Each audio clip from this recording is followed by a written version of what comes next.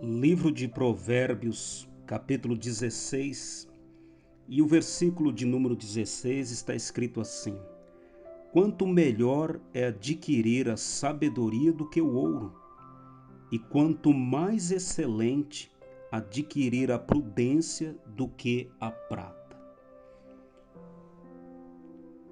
Aqui quem vos fala é o teu irmão em Cristo, Adenilson Berto. Esta palavra que eu acabei de ler fala que melhor é adquirir a sabedoria do que o ouro. Sabedoria é saber o que é certo e o que é errado. E nesta mensagem, nessa investigação nossa agora, que nós vamos fazer sobre o arco-íris. O que é o certo sobre o arco-íris? O que é o certo? O que é o errado? Então nós vamos falar desta sabedoria do que é certo, o que é errado sobre o arco-íris. Porque por muito tempo eu achava que o arco era da íris mesmo. E durante quase meio século, porque eu tenho 47 anos, e por esses dias, pelo Espírito Santo, descobri a verdade, que quero compartilhar com você. Jesus Cristo falou assim, lá no Evangelho, segundo escreveu João 8,32, e conhecereis a verdade, e a verdade vos libertará. Nós vamos então saber a verdade sobre o arco-íris. Vamos então, primeiramente aqui, entender quem que é íris. Na mitologia grega, Íris era filha de Talmas e de Electra. E segundo a história dos gregos, Íris era casada com Zéfiro. Lembrando, irmãos, uma coisa importante, essa Íris aqui é uma deusa grega. E ela foi casada com esse Zéfiro, mas antes deste casamento, ela tinha, segundo a história, um esposo que se chamava Hermes. E acabou que esse Hermes traiu ela, e ela então conheceu o Zéfiro, que é um deus grego também do vento, deus do vento. E esse casamento ele foi entrelaçado com muita paixão.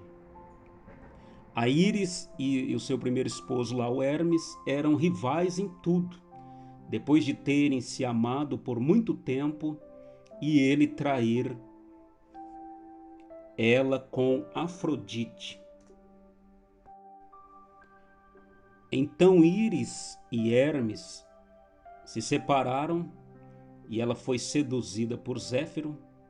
Embora casada, Íris era considerada uma virgem, a divindade do arco-íris. Não só Íris é representada como uma virgem com asas de ouro que se move com leveza do vento de um lado para o outro do mundo, nas profundezas dos oceanos e no mundo subterrâneo que é o Hades. Para os gregos, ouvintes, que moravam, a maioria ali viviam perto do mar, o arco-íris era mais frequentemente visto cobrindo a distância entre as nuvens e o mar. E por isso imaginavam que a deusa reabastecia as nuvens de chuva com a água do mar. Era isso que eu pensava também. Eu fui ensinado assim, quando a gente via lá a criança, esse arco-íris, a gente entendia que ele sugava a água do mar e enchia as nuvens e depois vinha a chuva. Mas isso não é verdade. Agora que já entendemos quem que era Íris, a deusa grega. Agora nós vamos descobrir a verdadeira história do arco celeste. Para começar, o nome correto não é arco-íris, porque o inimigo sempre tentou roubar as coisas do Pai, a glória de Deus. E essa história do arco celeste é a glória de Deus. E nós vamos aprender que esse arco celeste não é o arco de Íris, mas é o arco que pertence ao nosso Pai eterno. Onde está isso? Gênesis, capítulo de número 9 e o versículo de número 13 ao 17. Eu convido você, por gentileza, para fazer a leitura. Está escrito assim em Gênesis 9, versículo 13 ao versículo de número 17. O meu arco tenho posto na nuvem, este será por sinal do concerto entre mim e a terra. E acontecerá que quando eu trouxer nuvens sobre a terra, aparecerá o arco nas nuvens. Então me lembrarei do meu concerto que está entre mim e vós, e ainda toda a alma vivente de toda carne. E as águas não se tornarão mais em dilúvio para destruir toda a carne. E estará o arco nas nuvens, e eu o verei, para me lembrar do concerto eterno entre Deus e toda a alma vivente de toda a carne, que está sobre a terra. E disse Deus a Noé: este é o sinal do concerto que tenho estabelecido entre mim e toda a carne que está sobre a terra. Então, esse arco, quando aparece no céu, ele é o sinal do concerto que Deus estabeleceu entre o homem, entre Deus e o homem, toda a carne vivente que está sobre a terra. Então, essa história verdadeira que nós podemos entender pela leitura aqui em Gênesis capítulo 9, versículo 13. Este foi o sinal que o Senhor colocou nos céus. Amém? Desta aliança, deste concerto. Ainda nós vamos conferir a palavra lá em Ezequiel 1:28.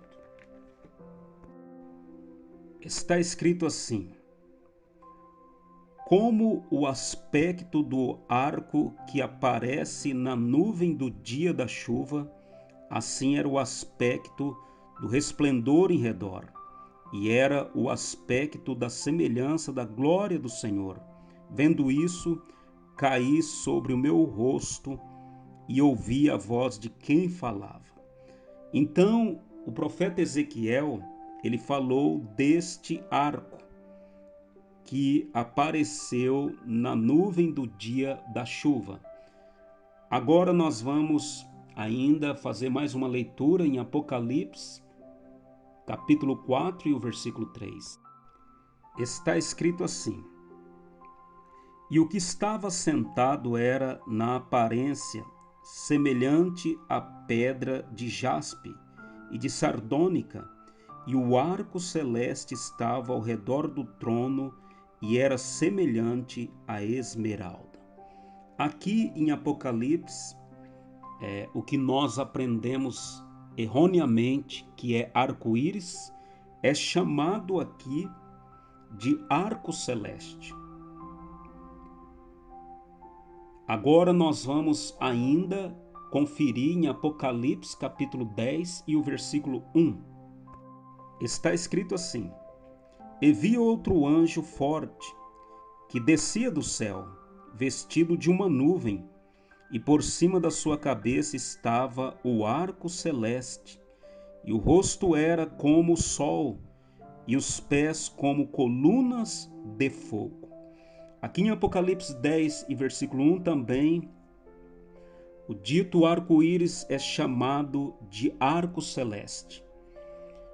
Então, igreja amada, quando nós contemplar esse arco celeste, não venhamos dizer para os nossos filhos, como nós fomos ensinados, olha lá o arco-íris, mas sim o arco celeste ou o arco do concerto. Amém? Espero que, graças a Deus, ouvintes, irmãos, irmãs, que o Senhor dos exércitos tem nos dado a sabedoria para saber o que é certo, o que é errado, e nós aprendemos aqui pela palavra que falar que o arco é da íris é errado. O arco pertence ao nosso Pai eterno, confirmado aqui nessas escrituras que nós fizemos as leituras. Glória ao Senhor pela palavra, em nome de Jesus Cristo. Shalom.